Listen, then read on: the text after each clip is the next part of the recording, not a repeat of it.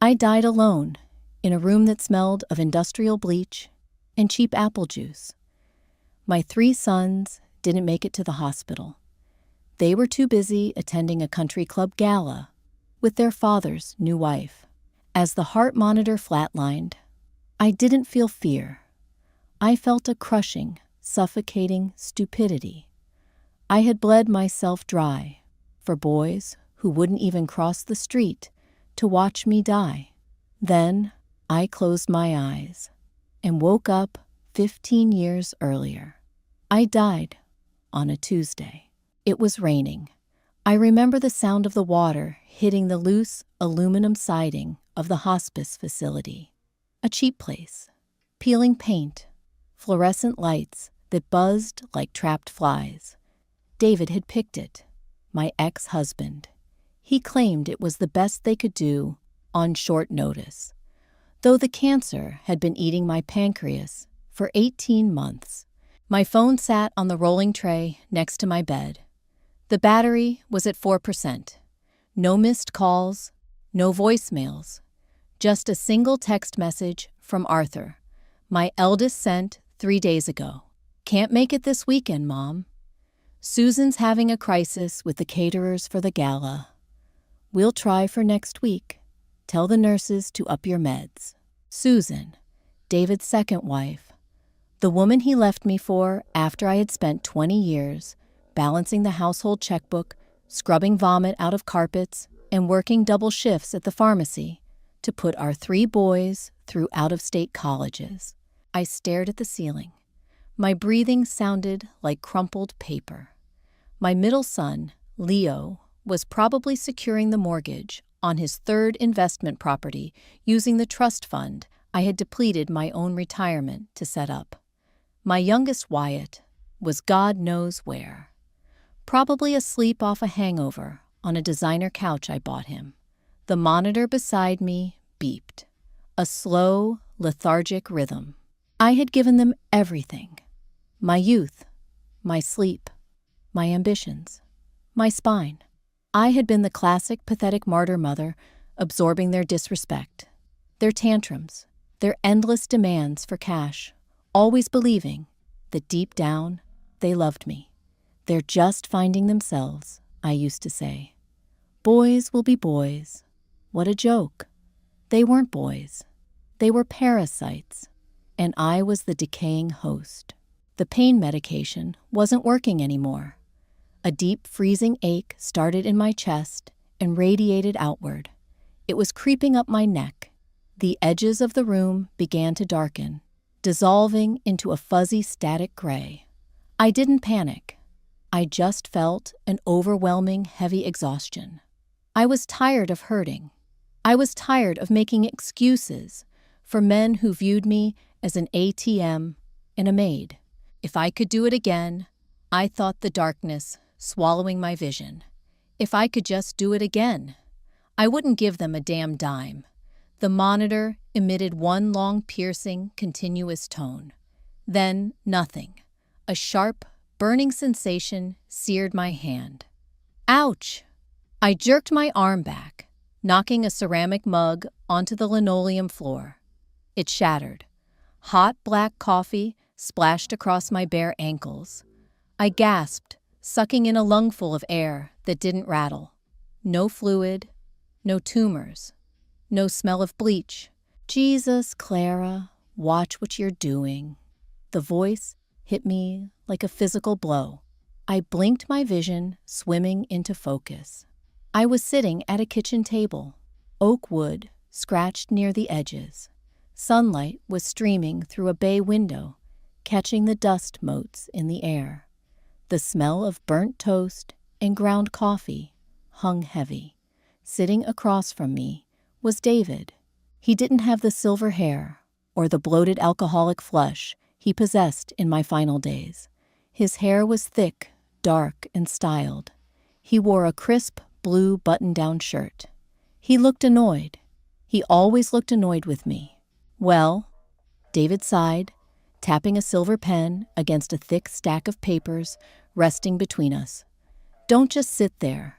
Go grab a towel, and then sign these so I can get to the office. Arthur is waiting for the wire transfer, and if we miss the cutoff, his app launch is delayed another month. I stared at him, my heart hammered against my ribs like a trapped bird. I looked down at my hands. They were smooth. The liver spots were gone. The skin wasn't paper thin and bruised from IV needles. I squeezed my fingers into fists. My joints didn't ache. I looked at the wall calendar behind David.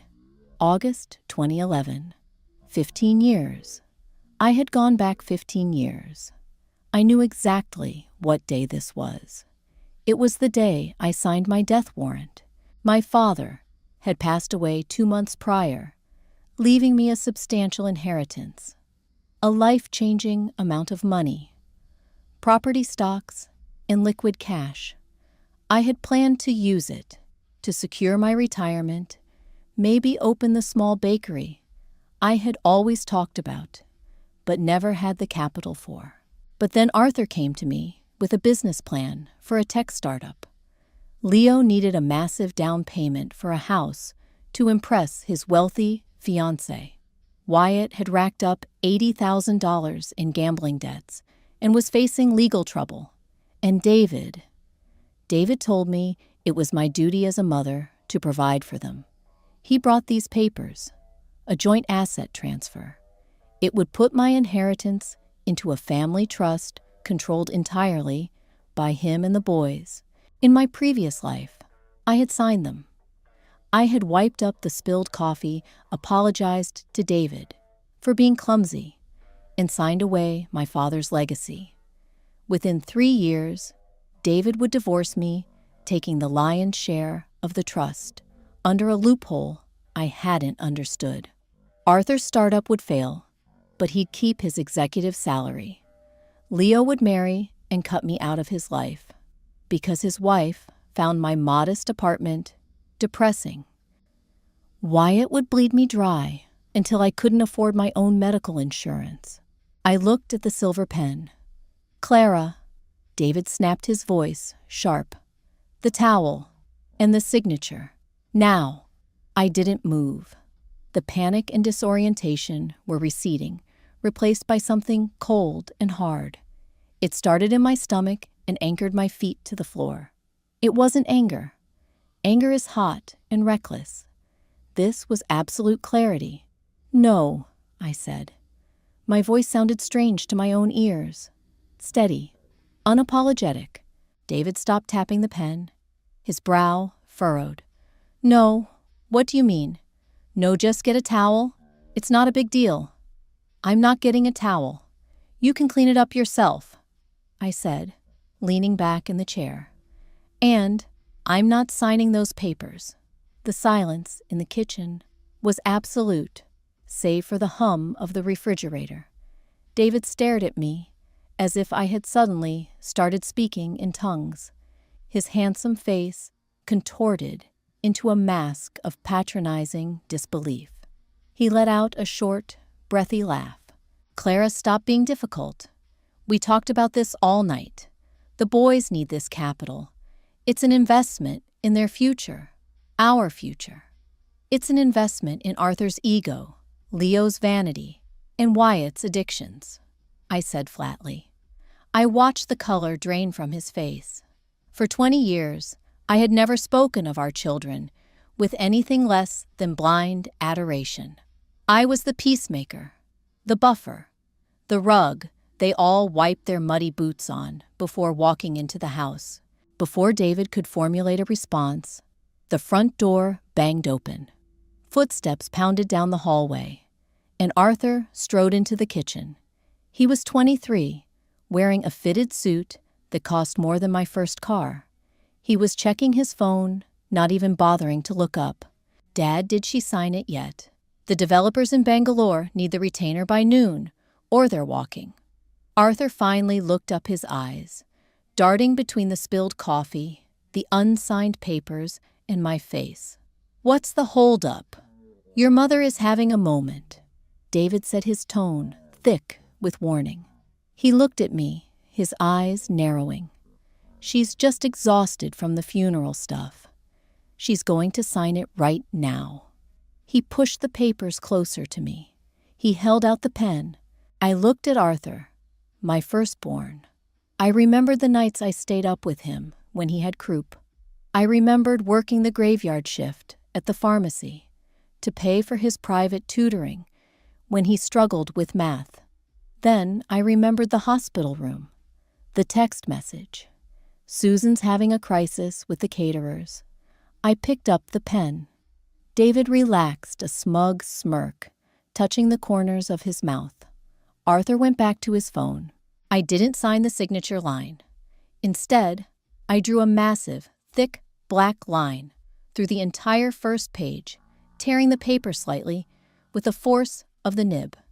Then, I capped the pen and tossed it onto the puddle of spilled coffee. "What the hell are you doing?"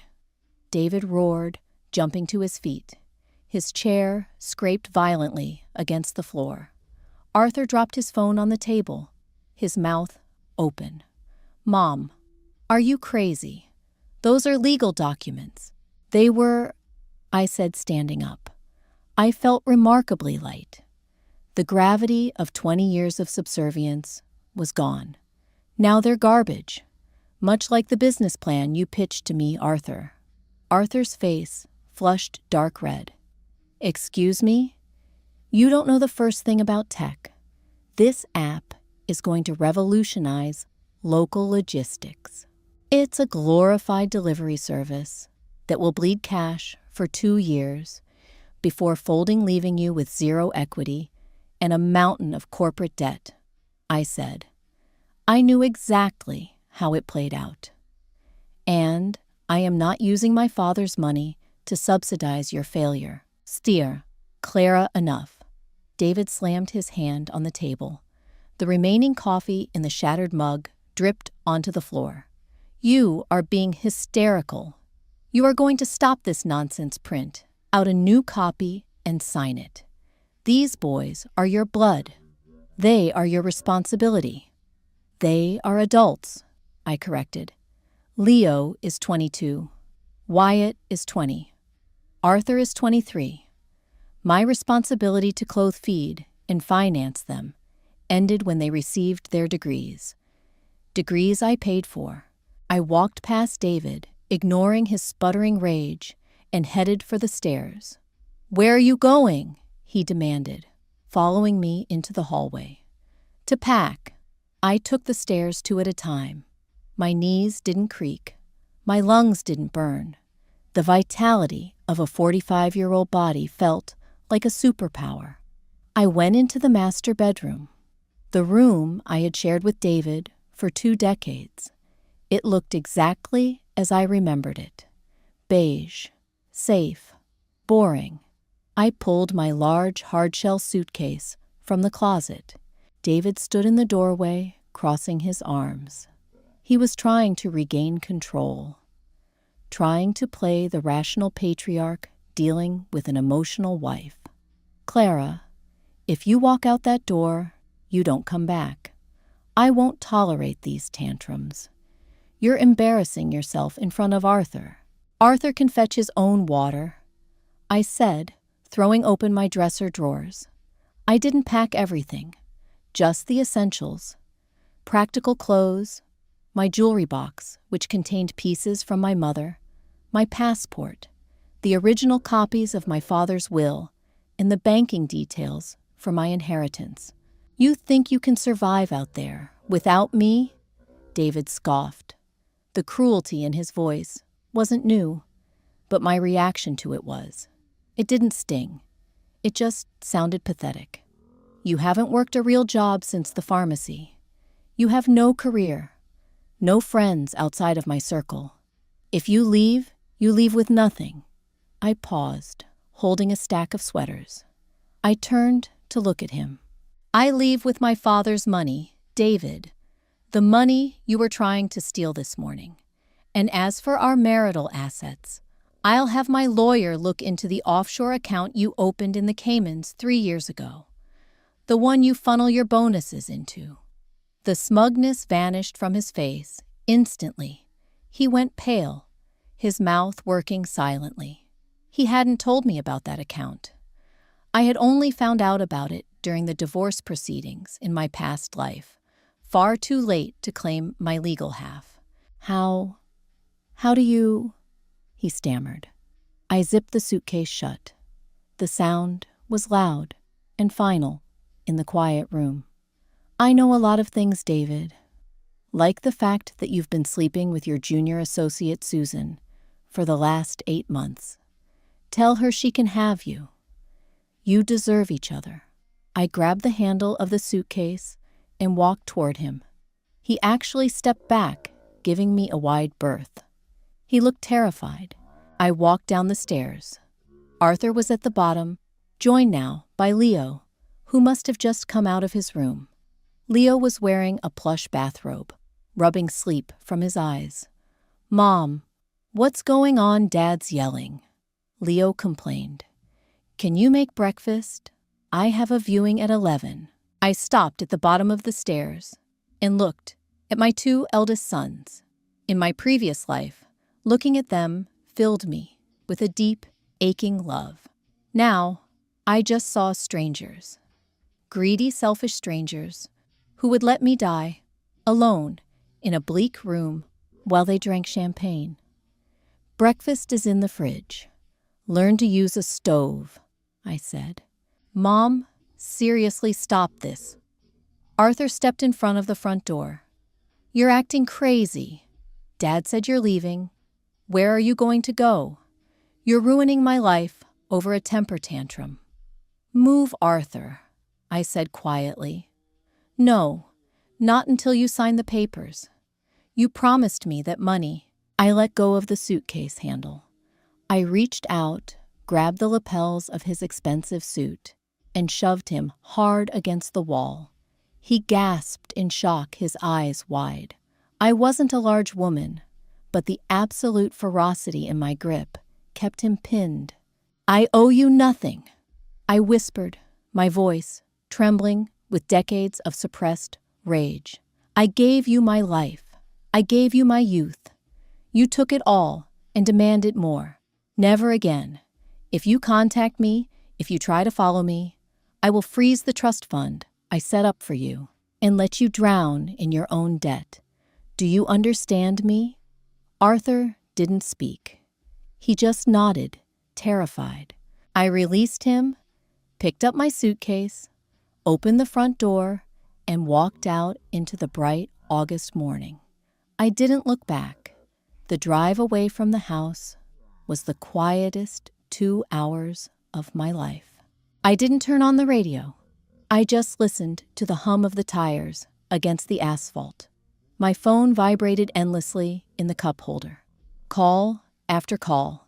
David, Arthur, Leo, even Wyatt, who must have been woken up to join the panic. I ignored them all.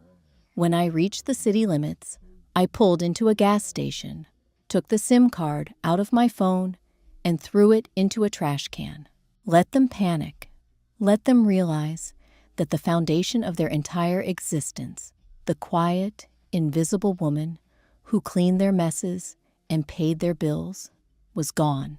I drove to Seattle.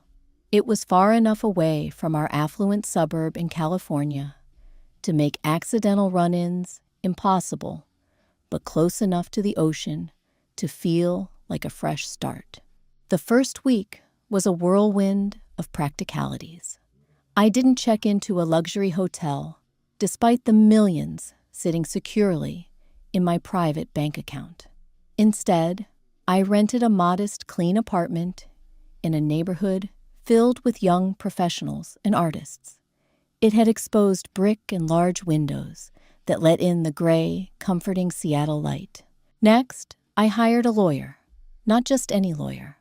I found a ruthless, sharp-toothed divorce attorney named Sarah, who had a reputation for leaving cheating husbands with nothing but their shoelaces. Sitting in her sleek downtown office, I laid out the documents I had brought. "I want a divorce," I told her, sipping a glass of sparkling water. "I have proof of his infidelity. I have the details of his hidden offshore accounts. I want my legal half of the marital assets, and I want a restraining order prohibiting him or my adult sons from contacting me." Sarah looked over the bank statements. I slid across the desk. She raised an eyebrow, a slow, predatory smile spreading across her face. "Clara, most women in your position come in here crying. You look like you're planning a corporate takeover." "I'm planning the rest of my life," I replied. "And I don't have time to cry over men who aren't worth the salt in my tears." The legal battle that followed was brief and bloody. David tried to fight. He tried to claim I was mentally unstable. He sent letters to my lawyer, pleading for reconciliation, claiming he was a broken man. I didn't read them. When the judge saw the proof of the Cayman accounts and the paper trail of his expenses on Susan, it was over. I walked away with half of everything we had built, plus my father's untouched inheritance. David kept the house, but he had to leverage it heavily to pay me out. With the legal ties severed, I finally had room to breathe. In my past life, I had never had a hobby. My hobby was my children. Without them, I had hours of empty time stretching before me. It was terrifying at first. The silence of my apartment would sometimes press in on me, and habit would dictate that I should be cooking a large roast or doing someone's laundry. But I forced myself to sit in the quiet. I learned to drink a cup of coffee without rushing. I read books that weren't self-help guides on raising teenage boys. And then I started building. I took my father's money and began investing. Not in flashy tech startups pitched by entitled 20-somethings, but in solid, boring, reliable commercial real estate. I bought a strip mall. I bought a small apartment complex. I attended seminars. I read financial reports until my eyes burned. I discovered I had a sharp mind for numbers, a talent that had been buried under decades of domestic servitude. A year passed. Then, 2. I opened a small, high-end bakery in a bustling district. I didn't run the day-to-day operations. I hired a brilliant young pastry chef who needed backing. I just managed the finances and enjoyed the smell of fresh bread when I visited. I made friends, real friends, women my own age, who traveled, who read, who didn't just want to talk about their children's accomplishments. I dated occasionally, though I found I preferred my own company to the compromises of a relationship. I was fiercely protective of my peace, but I wasn't entirely disconnected from my old life. I hired a private investigator to keep tabs on David and the boys, not out of lingering affection, but out of a cold, tactical curiosity. I needed to know the consequences of my absence. The reports were a grim validation. Without my inheritance to float him, Arthur's tech company had gone belly up exactly as I predicted. He was now working middle management at a logistics firm, drowning in credit card debt to maintain his lifestyle. Leo's fiancée had left him when she realized his wealth was a mirage without his mother's checking account. He was renting a tiny apartment and blaming everyone but himself. Wyatt had been arrested for writing bad checks. David had bailed him out, but the strain had cracked David's new marriage. Susan, it turned out, didn't want to play stepmother to 3 disastrous adult men who constantly begged their father for money. She divorced David within 3 years, taking half of what little he had left. They were sinking, all of them. They were flailing in the water, looking for the lifeboat they had kicked away. One rainy Tuesday afternoon, 5 years after I left, I was sitting in my bakery, going over quarterly reports. My phone rang. It was an unknown number from California. I let it go to voicemail. A few minutes later, an audio file appeared on my screen. I clicked play. "Mom." The voice was thick, hesitant. It was Arthur. "Mom, if you get this, please. I don't know if this is still your number." The PI said it might be. "Look, things are bad down here. Dad had a mild stroke. He's okay, but the medical bills. And I got laid off last week. We're losing the house. Mom, I'm sorry. We're all sorry. We just need to talk to you. Please call me back." I sat there, listening to the frantic, pleading tone of my eldest son, the boy I used to sing to sleep. I felt my own pulse, calm, steady. I deleted the voicemail. Then I blocked the number. I took a sip of my coffee, looked out the window at the rain, washing the Seattle streets clean, and went back to my spreadsheets. The past was dead, and I had never felt more alive. 6 years into my new life, I stopped looking over my shoulder. My real estate portfolio had grown from a handful of modest properties into a formidable LLC. I owned 2 commercial plazas, a boutique hotel in Pioneer Square, and the bakery, which had just opened its 3rd location. I didn't drive a flashy car or wear diamonds.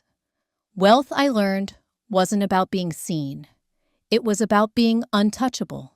It was a Tuesday in November. The Seattle sky was the color of a bruised plum, dumping cold, relentless rain onto the pavement. I was sitting at a corner table in my original bakery, nursing an espresso and reviewing the blueprints for a warehouse conversion.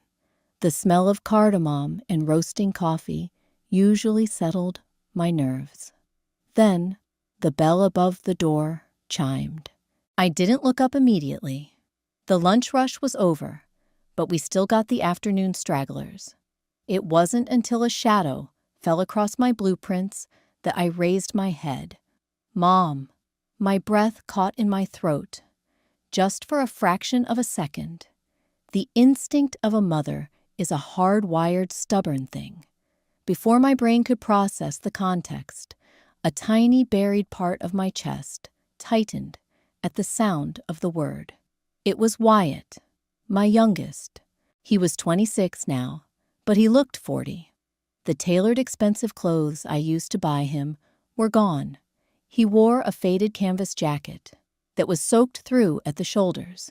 His jeans were frayed at the hems, dragging over scuffed boots. But it was his face that struck me. The arrogant, careless smirk he used to wear was replaced by a twitchy, hollow desperation. His cheekbones jutted out. He smelled of damp wool, stale cigarettes, and an underlying sour note of unwashed panic. He stood there, shivering slightly, water dripping from his brown hair onto the polished concrete floor. He was waiting for me to gasp, to stand up, to wrap my arms around him and ask who had hurt my baby. I carefully placed my pen on the table. "You're tracking mud onto the floor, Wyatt," I said. My voice was entirely flat. He blinked clearly, thrown off balance. His bottom lip trembled. It was a good performance, or maybe it was genuine. I didn't care, either way. "Mom, please. I've been looking for you for months. I had to hire a guy to find this place." He gripped the edge of my table. His fingernails were bitten down to the quick, ringed with dirt. "I'm sick, Mom. I messed up. I messed up really bad. And I have nowhere else to go. Dad kicked me out.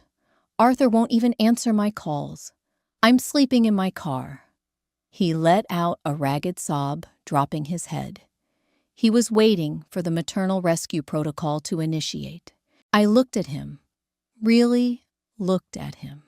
I remembered the $80,000 in gambling debts I had paid off in my previous life. I remembered the stolen jewelry. I remembered the way he had laughed with his brothers at the hospital, joking about how my medical bed looked like a plastic coffin while I lay there, pretending to be asleep. "You have a car," I noted calmly. "That's a start. You should probably move it. Parking in this district is 2-hour maximum, and they tow aggressively. Wyatt's head snapped up.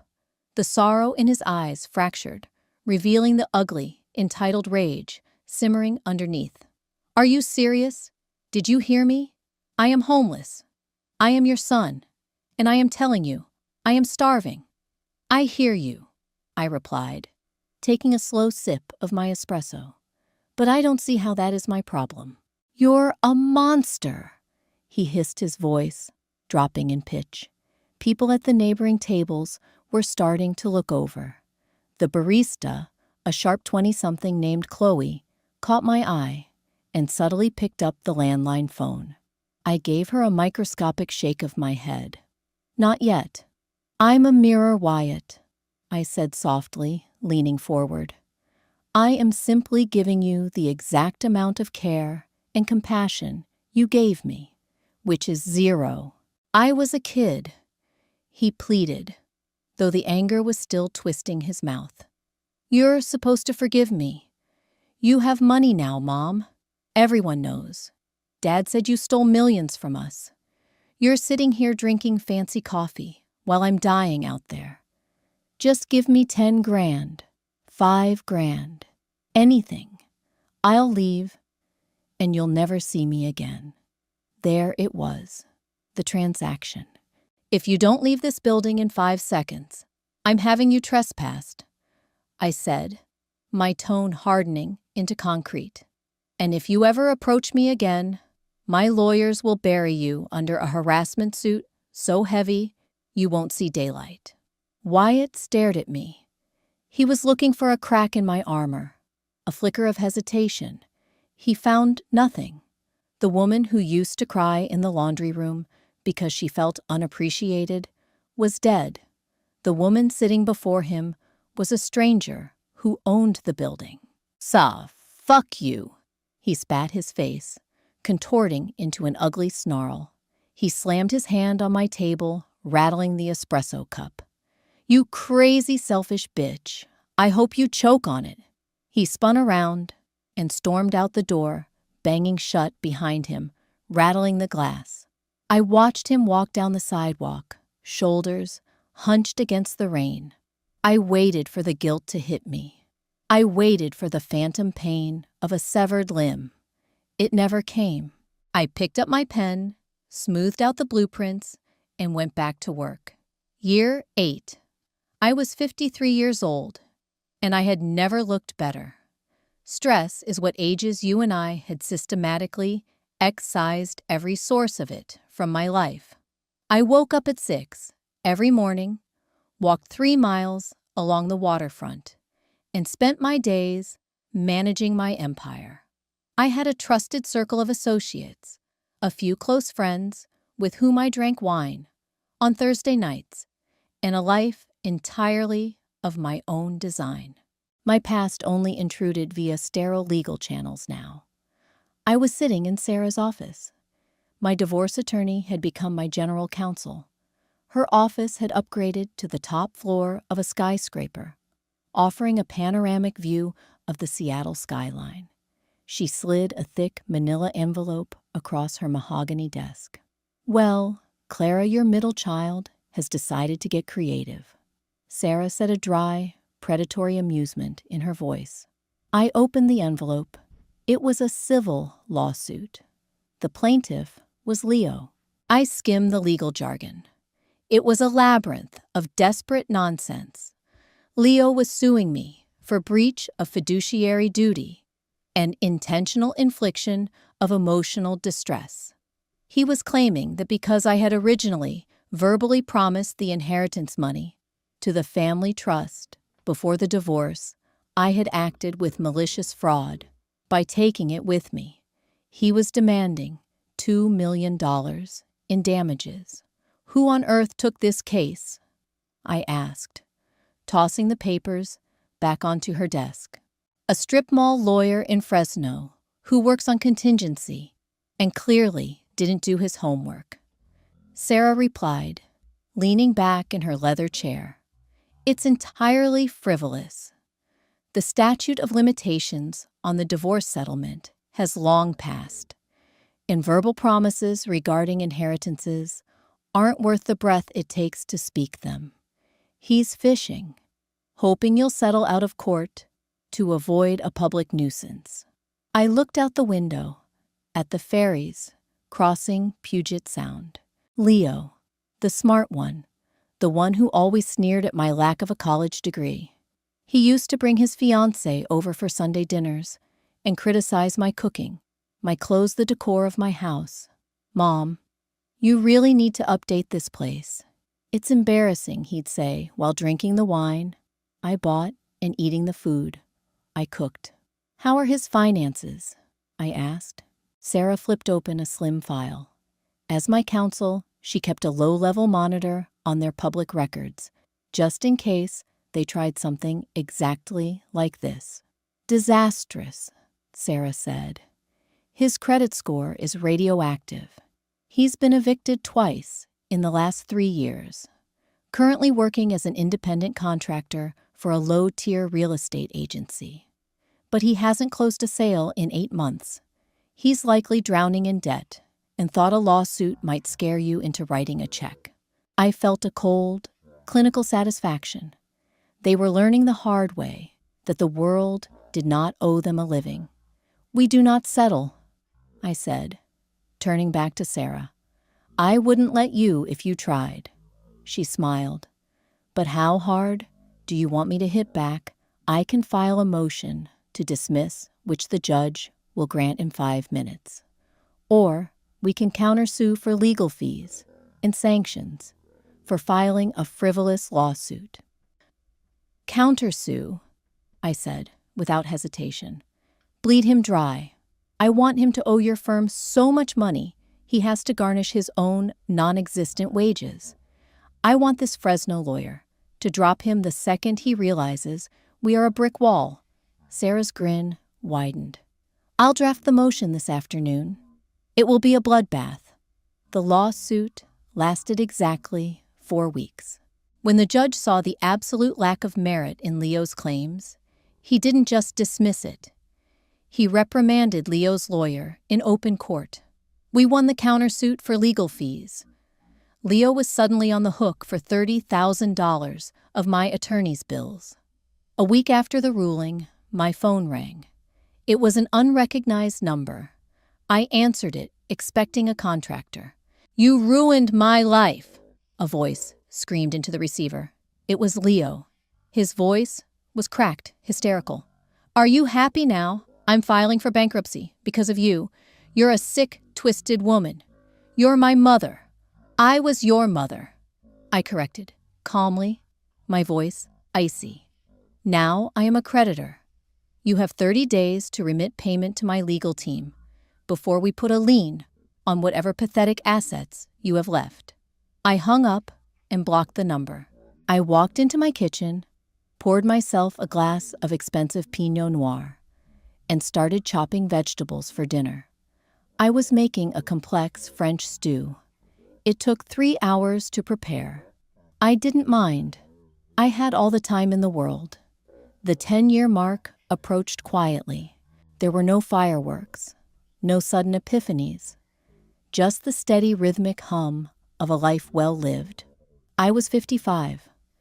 I had recently sold one of my commercial plazas for a sum that ensured my great-grandchildren, should I ever choose to have any through a surrogate or adoption, though I strongly doubted it would never have to work a day in their lives.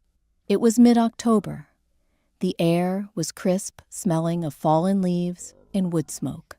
I was sorting through my mail at the large granite island in my kitchen. Among the glossy charity invitations and business correspondence was a cheap, standard white envelope. The handwriting on the front was shaky, spidery, and painfully familiar. It was from David. It had been mailed directly to my home address. He must have spent the last of his money hiring a very good investigator to find my unlisted residence. I stood there for a long moment, staring at the blue ink. My thumb traced the edge of the paper. A decade ago, a letter from David would have sent me into a spiral of anxiety. I would have worried about his mood, his demands, his silent judgments. Now, I just felt a mild curiosity, like looking at a museum exhibit of an ancient, barbaric weapon that could no longer hurt me. I opened the envelope with a silver letter opener. There were 3 pages, written on lined notebook paper. Clara, I don't know if you'll read this. I don't know if you'll even open it, but I am begging you to hear me out. I am a broken man. I had another stroke last month. The left side of my face droops now. I can barely walk without a cane. Susan is gone. She took everything she could carry and left me with the debt on the house. The bank foreclosed 3 years ago. I am living in a 2-bedroom duplex in a terrible part of town. Clara, it's a nightmare.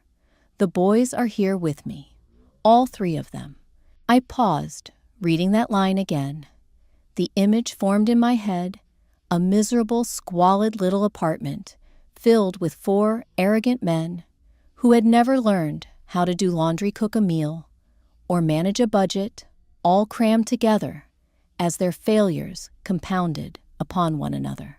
Arthur works night shifts, stocking shelves at a grocery store. He drinks heavily. He yells at me, Clara. He blames me for losing the trust fund. Leo won't leave his room. He's depressed, heavily medicated, and completely bankrupt. And Wyatt is on probation. We had to empty my meager retirement account to keep him out of prison for theft.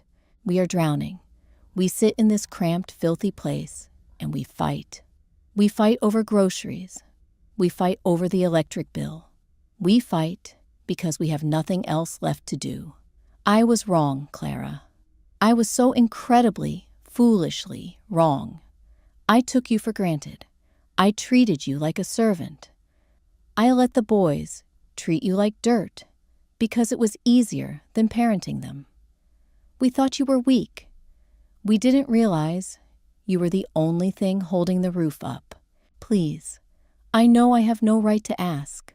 I know you hate us, but we are starving, not just for money, but for grace. Just call me.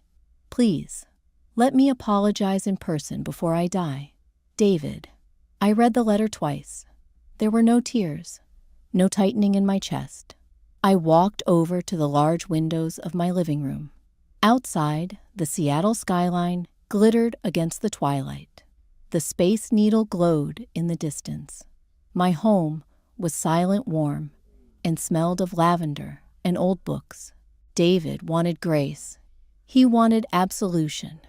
He wanted the mother, the wife, the martyr, to return and wash away the filth of their own making. He wanted me to look at the wreckage of their lives and feel responsible for rebuilding it. I walked into my home office and retrieved a heavy crystal ashtray I used as a paperweight. I struck a match. I touched the flame to the corner of David's letter. The cheap paper caught quickly, the edges curled, blackening into ash. I watched the ink of his pathetic apologies melt into the fire. I dropped the burning pages into the ashtray and watched until there was nothing left but glowing embers. I did not feel pity. I did not feel vindictive joy. I felt clean.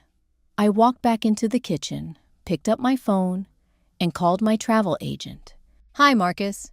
It's Clara," I said, leaning against the counter. "I want to book that trip to Tuscany. Yes, the private villa. The whole month of November. No, just me. Just one ticket." I hung up the phone and smiled. The past was finally truly ash, and my future was completely mine. Tuscany was not a revelation. It was a confirmation. I spent 4 weeks in a stone villa overlooking a valley of olive groves that bled into the horizon, and I drank strong coffee in the mornings, watching the fog roll off the hills.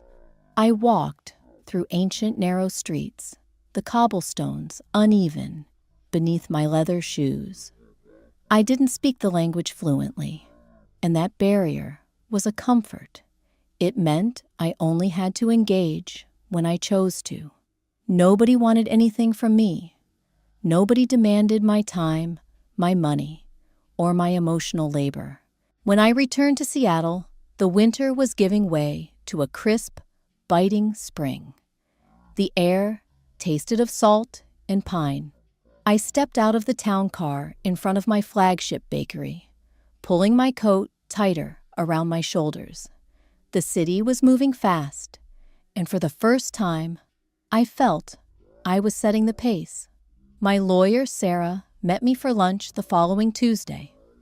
We sat in a quiet booth at a high-end seafood restaurant downtown. "You have a tan," Sarah observed, stabbing a piece of grilled asparagus. "It looks suspicious. Women our age who look that rested usually have either a new lover or a very good plastic surgeon. Just olive oil and an absolute lack of screaming men," I replied, taking a sip of my sparkling water. Sarah chuckled. "Well, keep the glow. You're going to need it for the photo shoot." I frowned. "What photo shoot?" Sarah pulled a sleek silver tablet from her briefcase and slid it across the linen tablecloth. "The Seattle Business Journal. They've been hounding my office for 3 weeks. They want to do a cover story on your real estate portfolio, the bakery expansion, and specifically, the foundation." I looked at the screen. 2 years prior, I had quietly started a philanthropic branch of my LLC. It wasn't a vanity project.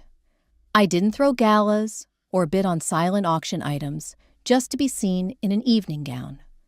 The foundation had a single, brutal focus, providing rapid response capital and elite legal representation for older women escaping financial abuse. Society loves a battered woman when she has bruises to show. People understand physical violence. They pity it. But when a woman in her 50s walks away from a marriage completely destitute because her husband slowly siphoned the joint accounts, forged her signature on second mortgages, or hid assets in offshore shell companies, society shrugs. They tell her she should have been paying closer attention. They call it a civil matter. I knew better. I had been one signature away from being a casualty of that exact war. "I don't want my face on a magazine, Sarah," I said, pushing the tablet back. "I work behind the scenes. That's where the power is." "Normally, I agree," Sarah countered, leaning forward, her sharp eyes locked onto mine. "But Clara, your foundation is expanding. You're pushing for state-level legislative changes regarding hidden assets in divorce. You need public leverage. You need to be a recognized entity, not just a rich recluse." She was right. The logic was sound. "Fine," I conceded, cutting into my salmon. "But no questions about my ex-husband or my children. I won't use my past as a sob story to sell copies." The interview took place in my office. The journalist was a sharp, perceptive woman in her late 30s who respected my boundaries. The photographer took stark, high-contrast photos. No soft focus, no artificial warmth. Just me, sitting at my desk, looking directly into the lens. The article was published 3 weeks later. The headline read, "The Quiet Empire: How Clara Constructed a Real Estate Fortress and a Lifeline for Women." I read it once, found it accurate, and went back to work. I severely underestimated the reach of print media in the digital age. 4 days after the article hit the stands, my private investigator, Thomas, called me on my private line. Thomas was a former state trooper who specialized in corporate espionage and background checks. I kept him on retainer to monitor my digital footprint and physical security. "Clara," Thomas said, his voice a low, gravelly hum. "We have a situation." I stopped typing on my laptop. Define situation. "Your feature in the journal got syndicated. A smaller financial blog picked it up and it made the rounds on a few social media aggregators. Thomas paused, rustling some papers. A hit registered on my monitoring software this morning. An IP address in Fresno, California accessed the article. Then it searched your business address. Then it searched public event records. My stomach tightened, but my breathing remained perfectly even. Fresno, Leo. It gets worse, Thomas continued. I tapped into the Greyhound bus registry using a backdoor I have. 3 hours ago, 2 one-way tickets to Seattle were purchased under the name Arthur, paid for with a prepaid debit card. Then, 2 more one-way tickets were bought under the name Wyatt. All 4 of them, I said. All 4, Thomas confirmed. They board tonight. They'll be at the Seattle Transit Center by tomorrow afternoon. Clara, I strongly advise you to leave the city for a few days. Go to your cabin. Let me handle them if they show up at your properties. I can have them slapped with restraining orders before they even unpack their bags. I looked out my office window. The sky was an unforgiving bright blue. If I ran, I would always be running. If I hid, I would be admitting that they still held power over me, that their mere presence could alter my life, disrupt my peace, and force me into retreat. No, I said. Clara, these men are desperate. You saw the financial reports. They have absolutely nothing left. Men with nothing left do not act rationally. I am perfectly aware of what they are. I replied, my voice chillingly and calm. I am not afraid of them, Thomas. I haven't been afraid of them for 10 years. Tomorrow is the ribbon-cutting ceremony for the new transitional housing complex in Belltown. I am hosting it. It is a public street event. They'll find you there. It's heavily publicized. I know, I said. Let them. You want them to find you. Thomas sounded genuinely baffled. I want them to see exactly what they threw away, I said. And I want them to understand with absolute, undeniable clarity that the door is not just locked, it has been bricked over. Double the security detail for tomorrow. Uniformed, in plain clothes. Nobody touches me, but let them approach. Understood, Thomas sighed. I'll be there myself. I hung up the phone. I opened my bottom desk drawer and pulled out a small velvet box. Inside was a heavy platinum watch I had bought for myself after closing my first major commercial deal. I strapped it to my wrist. The cold metal grounded me. They were coming. The ghosts were dragging themselves out of the grave for one last haunting. I went back to my spreadsheets. The transitional housing complex was a renovated brick building that took up half a city block. It was designed to house 40 women and their children, providing them with legal aid, financial counseling, and physical safety. It was my proudest achievement. The ribbon cutting was scheduled for 2 p.m. The street had been blocked off by city permit. A small stage was set up, flanked by microphones and floral arrangements. The crowd was a mix of local politicians, investors, charity board members, and the press. I wore a tailored slate gray suit. No jewelry, save for the platinum watch. My hair was pulled back into a sharp, unyielding twist. I stood near the edge of the stage, speaking with the mayor's liaison, when the atmosphere on the street shifted. It wasn't a sudden noise. It was a ripple of discomfort spreading through the back of the crowd. People were stepping aside, murmuring, pulling their coats tighter. I turned. Thomas, standing 10 feet to my right in a dark suit, caught my eye and gave a sharp, single nod. He touched his earpiece. 4 large men in dark jackets, my private security, quietly moved to position themselves at the base of the stage stairs. Then, the crowd parted entirely, revealing the intrusion. It was jarring, to see them in the flesh. The photographs Thomas had sent over the years hadn't captured the sheer, visceral degradation. David was in the lead. He looked 75, though he was barely 62. He was leaning heavily on an aluminum cane, his left leg dragging slightly with every step. His suit was 20 years out of date, shining with cheap fabric and threadbare at the elbows. The left side of his face hung slack, the result of the strokes. Behind him were my sons. Arthur's face was bloated, the capillaries broken across his nose and cheeks from cheap liquor. He was sweating profusely, despite the cool breeze. Leo was skeletal. His eyes darted around the crowd with a manic, cornered animal intensity. He wore a dirty hoodie pulled over a collared shirt. Wyatt brought up the rear. He had tattoos on his neck now. His jaw was clenched, his posture defensive and hostile. They looked like scavengers who had wandered into a ballroom. A heavy, suffocating silence fell over the street. The politicians stopped smiling. The journalists lowered their notepads. David stopped at the barricade tape 10 feet from where I stood. He looked up at me. His good eye widened. He took in the suit, the posture, the absolute unshakable authority radiating from my position on the stage. He looked at the building behind me, with my name etched discreetly on the bronze plaque near the door. "Clara," David croaked.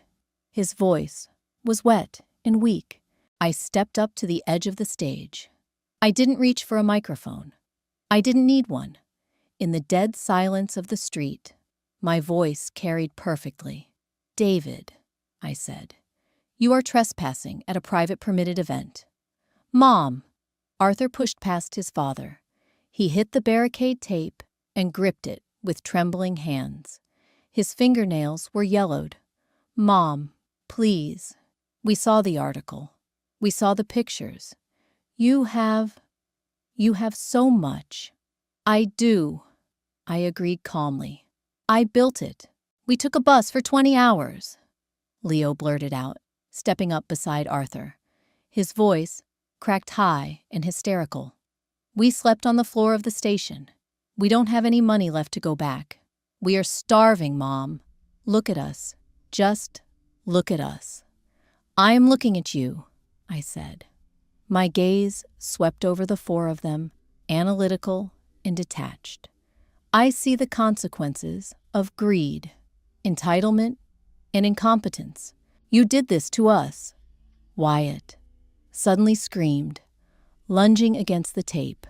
Thomas stepped forward, his hand resting casually inside his jacket, but I raised 2 fingers.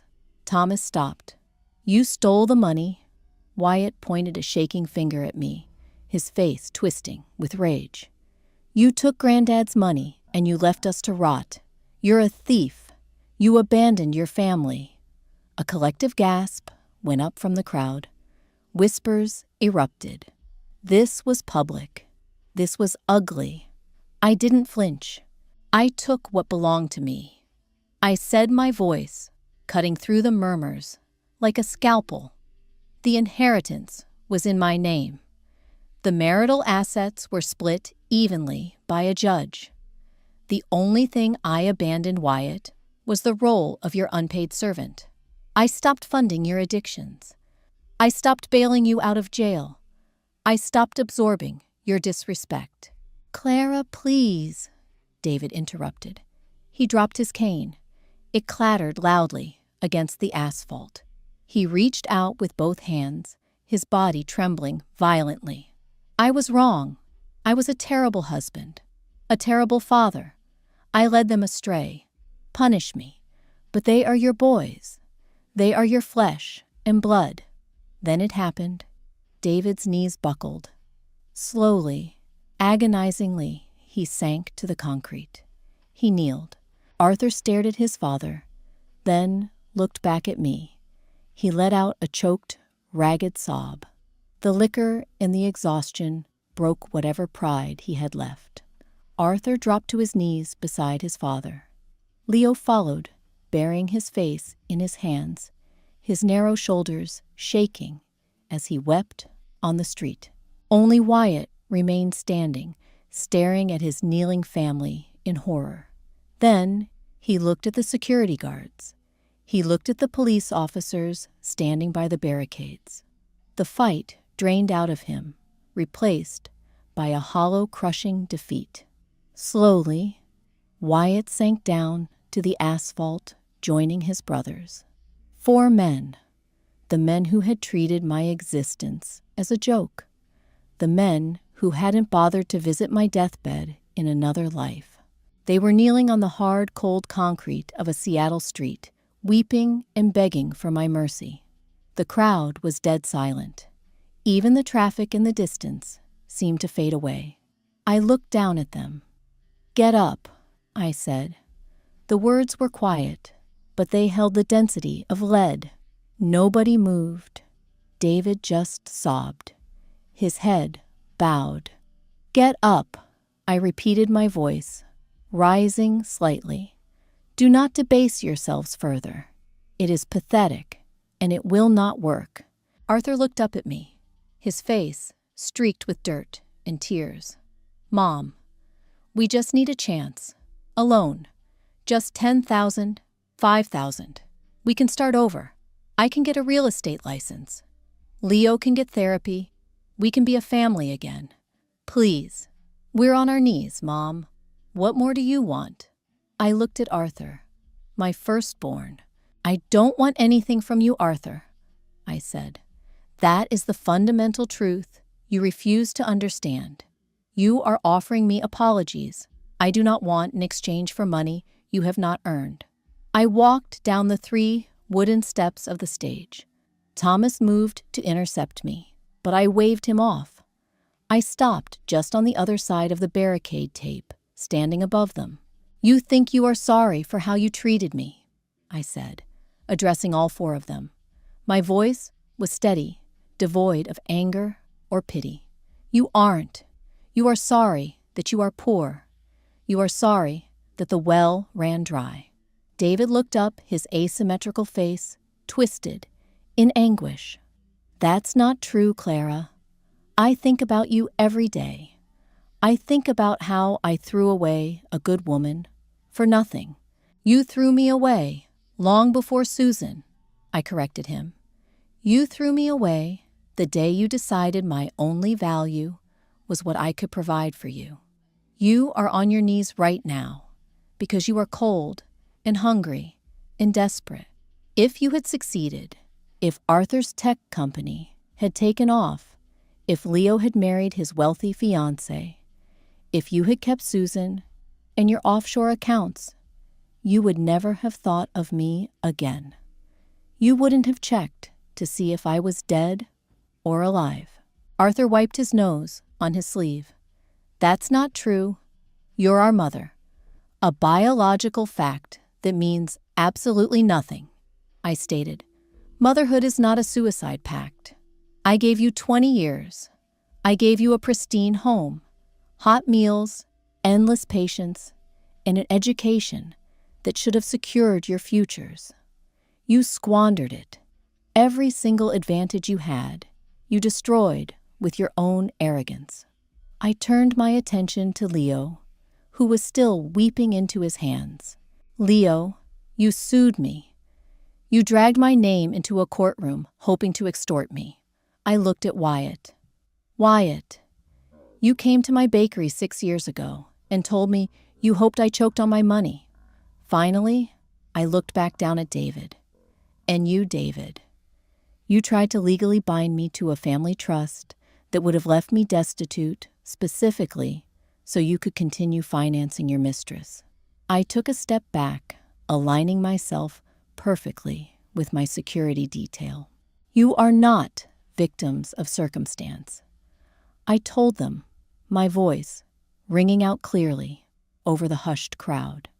"You are the architects of your own ruin. You built the house you are currently living in. Do not come crying to me because the roof is leaking. So that's it, Wyatt yelled from the ground, his grief curdling back into anger. You're just going to let us die in the street. You have millions. You could save us with the stroke of a pen. I could, I agreed flatly. But I won't. Giving you money is like pouring water into a cracked vase. It will drain out, and you will be back here in 6 months begging for more. The bank is permanently closed. I turned my back on them and looked at Thomas. Remove them, I ordered. If they resist, have the police arrest them for trespassing and public disturbance. If I ever see them within 500 feet of my properties again, I will prosecute to the absolute fullest extent of the law. Mom! No! Mom! Arthur screamed, scrambling forward, trying to dive under the tape. Thomas moved with terrifying speed. He grabbed Arthur by the back of his jacket and hauled him to his feet, spinning him around and pinning his arms. The other security guards descended, hauling Leo and Wyatt off the asphalt.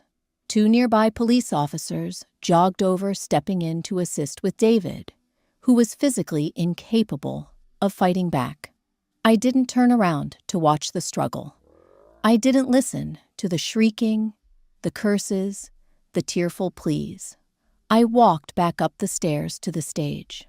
I approached the microphone. The crowd was staring at me, shell-shocked. I adjusted the cuffs of my blazer. My pulse remained at a steady 60 beats per minute. I apologize for the interruption, I said smoothly into the microphone. My voice echoed down the street, steady and unwavering. As I was saying, the foundation we are launching today is built on a simple premise. No one should ever be held hostage by financial dependence. Every person deserves the agency to walk away from toxicity and the resources to rebuild a life of their own design. I picked up the oversized silver scissors, resting on a velvet pillow nearby. I walked over to the thick red ribbon stretched across the double doors of the building. Behind me, the wailing of my ex-husband and my sons grew fainter as they were dragged toward the waiting police cruisers at the end of the block. I squeezed the handles of the scissors. The red ribbon sliced cleanly in half, fluttering to the ground. The crowd, after a heartbeat of hesitation, erupted into applause. The aftermath was remarkably quiet. They were held at the precinct for 12 hours. Thomas ensured they were not charged with any felonies that would keep them in the state. He simply bought them 4 bus tickets back to Fresno, put them in a private transport, and watched them board the vehicle. They had no money to stay, no resources to fight, and the absolute certainty that I would not break. They returned to their squalid duplex. They returned to the ashes of their own lives. They never contacted me again. I suppose the sheer public brutality of my rejection finally shattered the illusion they had clung to for a decade, the illusion that deep down I was still the soft, compliant woman they could manipulate. Once that illusion was gone, there was nothing left to exploit. Months passed. The seasons changed again. The leaves in Seattle turned brilliant shades of gold and crimson, washing the city in a dying, beautiful light. I was 56 years old. I sat on the balcony of my penthouse apartment, wrapped in a thick cashmere shawl. A cup of Earl Grey tea rested on the glass table beside me, steam rising into the cold evening air. Below the city was a grid of shimmering lights. Sometimes, late at night, I would think about the hospital room. I would think about the smell of bleach, the beeping of the monitor, the profound, crushing loneliness of dying surrounded by empty chairs. I remembered the feeling of my lungs failing, the gray static creeping into my vision. I took a slow, deep breath. The crisp autumn air filled my lungs entirely. No fluid, no pain, just life. People talk about forgiveness as if it is a mandatory requirement for peace. They say holding on to anger is like drinking poison and expecting the other person to die. But I wasn't angry. Anger requires emotional investment. Anger means you still care what the other person thinks, what they do, how they feel. I didn't care. I had simply balanced the ledger. Rebirth is a violent process. It requires you to brutally sever the necrotic tissue of your past so the rest of your body can survive. It is not pretty. It is not soft. But it is necessary. I had walked away from the people who were draining my life, and in doing so, I had saved myself. I built an empire with the bricks they threw at me. I created a sanctuary for others, using the blueprints of my own escape. I looked at the platinum watch on my wrist. It was perfectly on time. I picked up my teacup, took a sip, and looked out over the empire I had built. I survived the death they planned for me, and the life I chose instead was magnificent. That brings us to the end of Clara's journey, a raw, unfiltered look at what it truly means to take your life back. Rebirth isn't about granting second chances to the people who broke you. It's about the first real chance you finally give yourself. If Clara's story of walking away, setting ironclad boundaries, and building an untouchable empire resonated with you, please hit the like button and share this video with anyone who needs a reminder of their own strength. Don't forget to subscribe and turn on notifications for more grounded, emotional storytelling. Thank you for listening, and always remember, you are the sole architect of your own peace.